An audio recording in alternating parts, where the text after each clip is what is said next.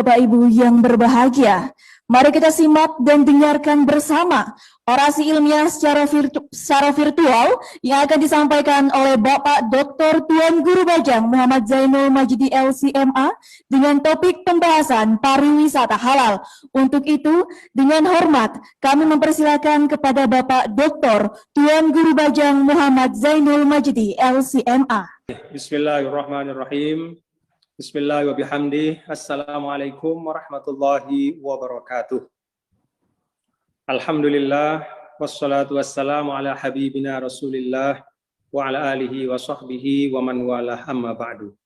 Selamat siang dan salam sejahtera kepada kita semua yang hadir baik di Politeknik Pariwisata Lombok secara langsung maupun yang bergabung secara virtual. Alhamdulillah wa syukrulillah.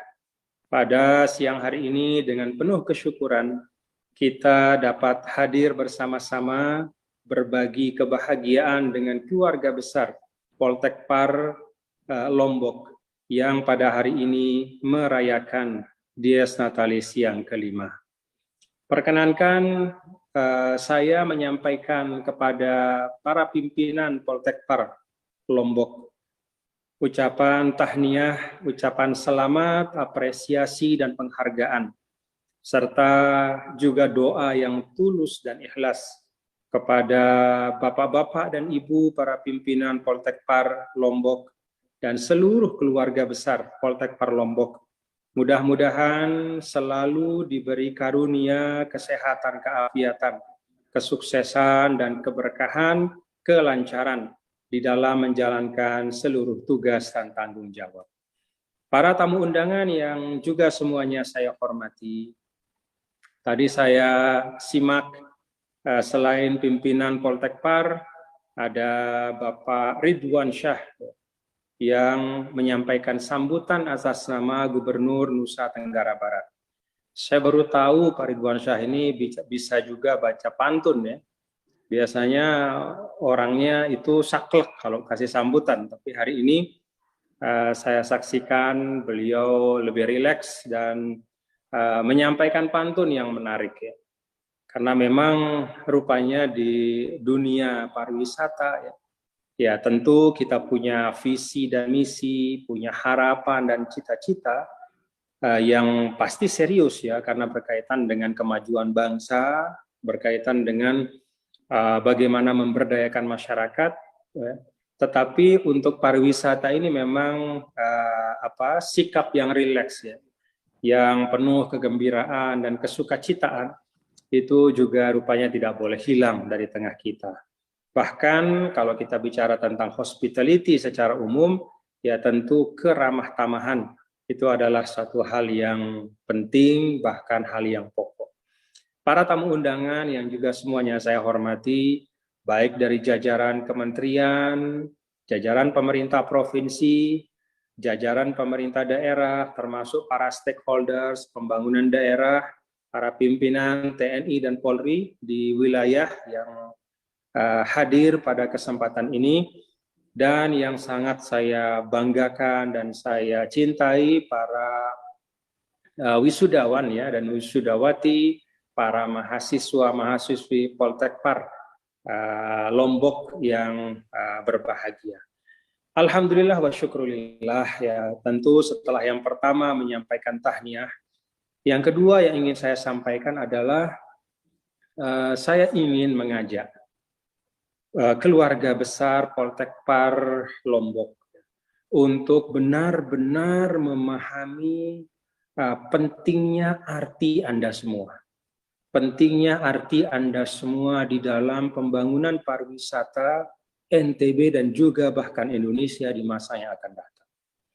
Kita tahu bahwa seluruh studi yang terkait dengan arah pembangunan masa depan menunjukkan bahwa pertama, pentingnya kualitas sumber daya manusia yang responsif. Bahwa keunggulan demografis itu penting. Ya, jumlah absolut dari masyarakat dan rakyat itu penting. Kita di Indonesia alhamdulillah adalah salah satu negara yang memiliki demografi terbesar di dunia. kita kalau tidak salah urutan keempat atau kelima ya dari penduduk yang dari negara yang paling banyak penduduknya di dunia. Jumlah penduduk secara absolut itu penting, tetapi yang lebih penting lagi adalah sumber daya manusia, yaitu masyarakat yang tinggal di suatu tempat itu memiliki daya adaptasi, daya kreativitas, dan inovasi yang dibutuhkan untuk menghadapi tantangan-tantangan di masa yang akan datang. Itu penting sekali. Yang kedua, studi-studi juga menunjukkan bahwa ke depan orientasi pembangunan yang berorientasi pada katakanlah menjaga dan mereservasi ya kualitas lingkungan yang memiliki perspektif ekologis, itu akan menjadi tumpuan di dalam arah pembangunan ke depan. Orang akan terus-menerus ya mengembangkan pembangunan yang berperspektif lingkungan. Segala macam bentuk pembangunan yang berbasis pada ekstraksi sumber daya alam. Misalnya menebang pohon, menggali logam atau mengambil mineral di dalam perut bumi. Dan hal-hal yang sifatnya ekstraktif dan eksploitatif itu pasti ada akhirnya. Tetapi arah pembangunan yang mengedepankan kepada bagaimana membangun dengan tetap memperhatikan wawasan lingkungan, menjaga ekosistem kita, bahkan tidak hanya sekedar menjaga, tapi meningkatkan kualitas lingkungan kita, itulah pembangunan yang akan menjadi tumpuan dari perkembangan dan kemajuan di masa yang akan datang. Karena itu pariwisata sebagai satu sektor pembangunan yang mengharuskan kita untuk menjaga lingkungan. Tidak hanya pantai kita, tidak hanya hutan kita, bahkan seluruh ekosistem kehidupan harus kita jaga. Kalau kita ingin wisata atau pariwisata itu sukses, maka pariwisata yang merupakan sektor pembangunan yang sangat lekat dengan perspektif lingkungan itu akan menjadi salah satu tumpuan untuk pembangunan Indonesia di masa yang akan datang.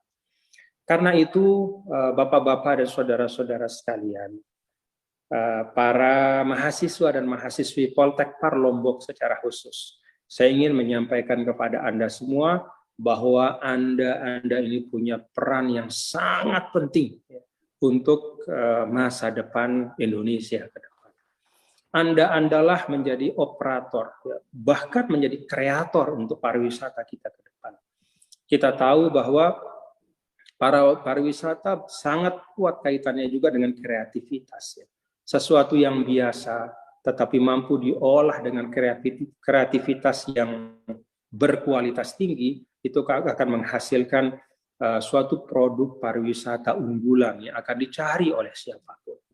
Karena itu, ini mungkin yang bagi saya sangat penting ya, untuk saya sampaikan, untuk saya delivery pada kesempatan ini, bahwa Anda semua tidak hanya sekedar mahasiswa-mahasiswi di satu politeknik, tetapi Anda semua adalah tumpuan dari perkembangan pariwisata kita di masa-masa yang akan datang.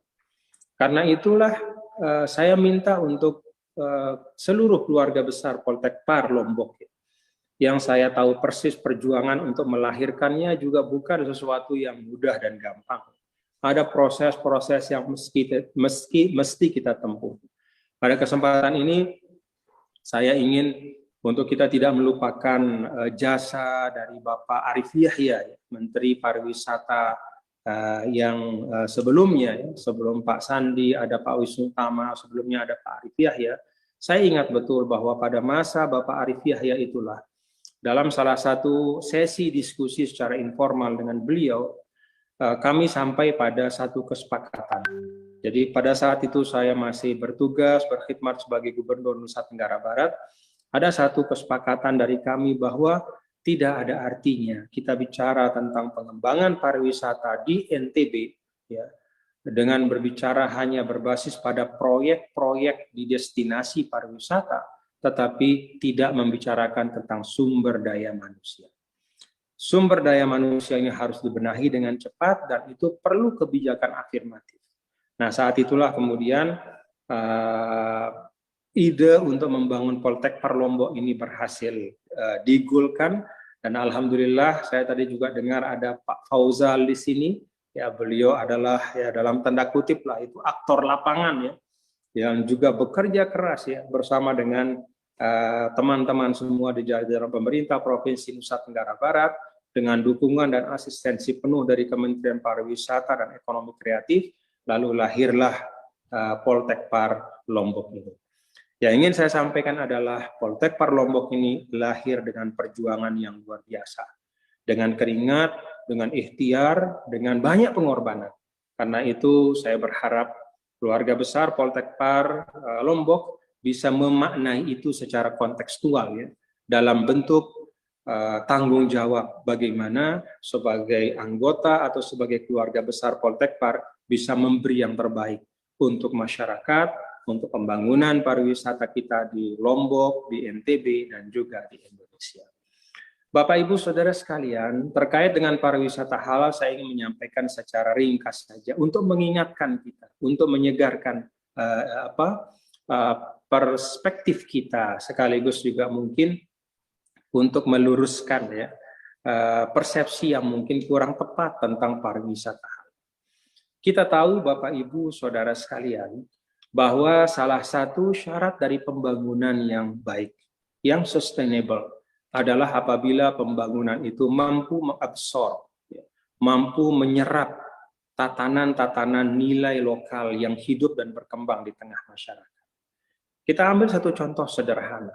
Saudara-saudara kita di Pulau Dewata, Pulau Bali, mereka mampu menciptakan pariwisata berkelanjutan dengan 1001 kisah suksesnya yang sampai menyebabkan Bali disebut sebagai the last paradise, sebagai dalam tanda kutip ya surga terakhir yang ada di atas bumi. Kenapa ada ungkapan seperti itu? Kenapa orang kemudian tertarik? Kenapa pariwisata di Bali itu bisa bertahan dalam situasi apapun? Ya termasuk dalam situasi pandemi seperti ini, pariwisata di Bali juga mungkin terasa agak landai, tetapi tetap bergeliat ya, dan tetap punya potensi untuk berkembang lebih maju lagi di masa yang akan datang. Dalam pandangan saya, salah satu yang menyebabkan pariwisata di Bali berhasil dan sukses adalah karena pariwisata yang diciptakan dan dibangun itu adalah pariwisata yang menyerap nilai-nilai kearifan, nilai-nilai budaya, bahkan juga nilai keagamaan yang tumbuh dan berkembang di Bali, yang kemudian diformulasi menjadi suatu paket atau suatu katakanlah suatu bentuk pariwisata yang kemudian menarik banyak minat dari masyarakat mancanegara, termasuk juga tentu kita sebagai masyarakat di Indonesia. Jadi distingsi ya, atau satu pembeda dari pariwisata di Bali. Pantai yang indah itu banyak, yang lebih indah dari Kuta itu banyak, danau yang lebih indah dari Bedugul itu juga banyak, desa yang lebih indah dari Ubud juga menurut saya tidak sedikit di Indonesia. Tapi kenapa demikian banyak orang datang, turis mancanegara, turis lokal? Menurut saya salah satu kuncinya adalah keberhasilan para stakeholders di Bali untuk meramu, meracik pariwisata yang yang mengadopsi ya, yang bisa menyerap, mengambil nilai-nilai terbaik yang tumbuh di masyarakat, baik itu nilai-nilai agama dan juga nilai budaya. Nah, karena itu ketika kita bicara tentang NTB misalnya, di mana mayoritas atau sebagian besar katakanlah masyarakat yang tinggal di Nusa Tenggara Barat itu beragama Islam, yang juga memiliki tradisi keagamaan dan budaya yang sebagiannya terinspirasi dari nilai-nilai Islam. Maka sangat tepat menurut saya ya, dalam konteks ini ketika sudah tumbuh nilai-nilai yang sudah tumbuh nilai-nilai keislaman yang kuat di tengah masyarakat, maka kemudian nilai-nilai ini dihadirkan ya di dalam pembangunan pariwisata. Dihadirkan bukan untuk menyingkirkan nilai-nilai yang lain, tetapi melengkapi ya. Karena di dalam pariwisata itu sudah ada nilai-nilai kemanusiaan, sudah ada nilai-nilai kearifan universal. Tapi ketika ada tuntunan-tuntunan Islam, ya, tentu tuntunan di sini bukanlah yang terkait dengan akidah, bukan juga terkait dengan ibadah. Ya. Kalau akidah dan ibadah itu ruangnya bukan di pariwisata, ya, tapi itu ruangnya di masjid, ya. Itu ruangnya adalah di keyakinan masing-masing individu. Tetapi nilai-nilai Islam dalam ranah muamalah, dalam ranah sosial, dalam ranah bermasyarakat. Nah, ketika nilai-nilai Islam dalam ranah sosial, dalam ranah masyarakat, itu dihadirkan dan ditawarkan untuk kemudian diformulasikan satu bentuk pariwisata yang bisa mengadopsi nilai-nilai itu, maka saya yakin pariwisata itu akan menjadi pariwisata yang sustainable, pariwisata yang berkelanjutan. Nah, ini salah satu hal yang penting menurut saya untuk kita bisa melihat ya, bahwa sesungguhnya demikian banyak nilai-nilai baik yang tumbuh dan berkembang di tengah masyarakat kita yang bisa kita adopsi ya, di dalam mengembangkan satu sektor pembangunan tertentu. Tidak hanya nilai agama, nilai adat, nilai budaya. Nah, karena itu tidak perlu kita mempertentangkan ya, antara nilai-nilai yang Islami atau nilai-nilai yang konvensional, ya, dibenturkan itu tidak perlu. Mari kita hadirkan ya, pariwisata halal sebagai bagian yang melengkapi wisata konvensional yang ada. Sehingga dengan demikian juga para wisatawan yang sebagian diantaranya itu misalnya umat Islam ya dari negara-negara Timur Tengah misalnya, atau bahkan ya, dari negara-negara lain, dan bahkan juga wisatawan yang non-Muslim ketika mereka ingin untuk bisa mendapatkan beberapa pelayanan ya, yang katakanlah memiliki standar-standar atau indikator yang bersesuaian dengan syariat Islam. Entah itu dalam hal makanan, kuliner, entah itu dalam hal akomodasi, hotel, tempat tinggal, entah itu di dalam hal misalnya kelengkapan destinasi, di destinasi itu disiapkan katakanlah musola yang layak kalau misalnya orang ingin sholat di situ. Nah, ketika mereka menginginkan pelayanan seperti itu, mereka mendapatkan bentuk pelayanan seperti itu. Jadi dengan kata lain, pariwisata halal ini dalam konteks pembangunan pariwisata kita secara keseluruhan adalah hadir untuk melengkapi sehingga etalase pariwisata kita menjadi one stop shopping destination gitu. Jadi orang mau apapun ke Indonesia mereka bisa mendapatkannya. Ingin wisata konvensional mereka bisa mendapatkannya.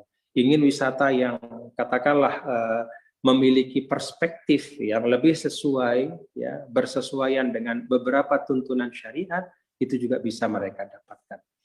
Nah, ini adalah Bapak-bapak dan Ibu saudara sekalian, cara kita memandang ya, pariwisata halal. Saya adalah orang yang sangat tidak setuju kalau kemudian kita meletakkan pariwisata halal itu diametral atau bertentangan, ya, bertolak belakang dengan wisata konvensional.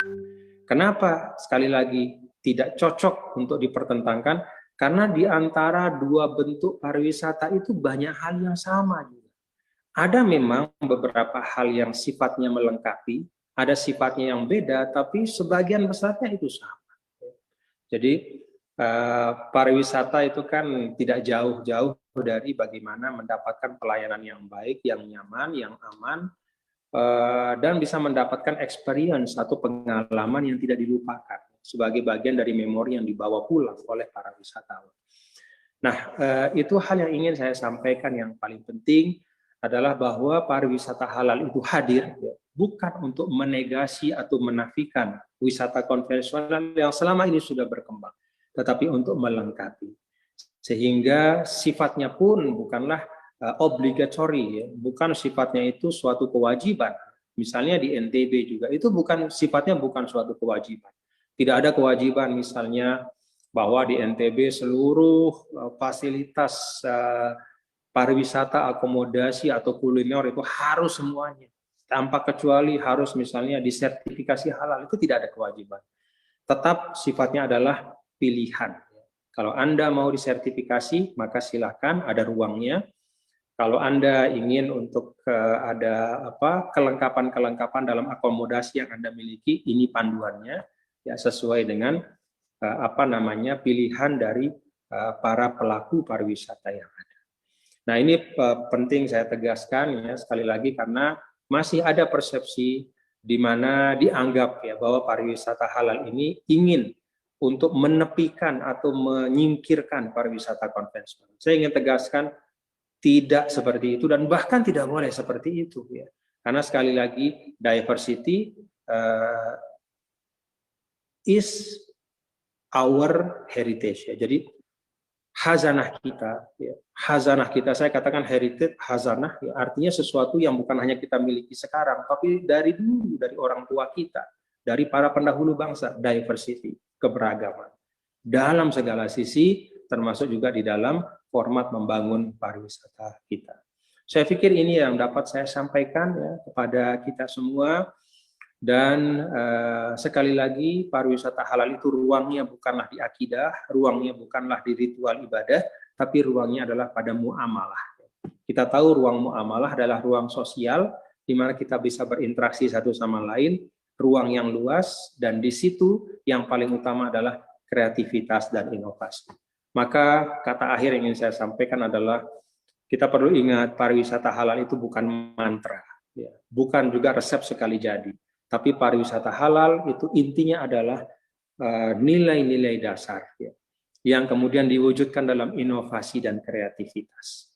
Pariwisata sekali lagi adalah inovasi dan kreativitas. Mari kita berkreasi untuk pariwisata NTB yang maju, pariwisata halal di Indonesia yang maju. Semoga Allah memberkahi. Terima kasih dan sukses selalu untuk Poltekkes Lombok. Semoga semua ikhtiar kita menjadi ibadah yang akan membantu kita ya, menyelamatkan diri kita kelak ketika berjumpa dengan Allah Subhanahu wa taala, Tuhan yang Maha Kuasa. Selamat menyempurnakan Ramadan. Mohon maaf lahir dan batin. Assalamualaikum warahmatullahi wabarakatuh.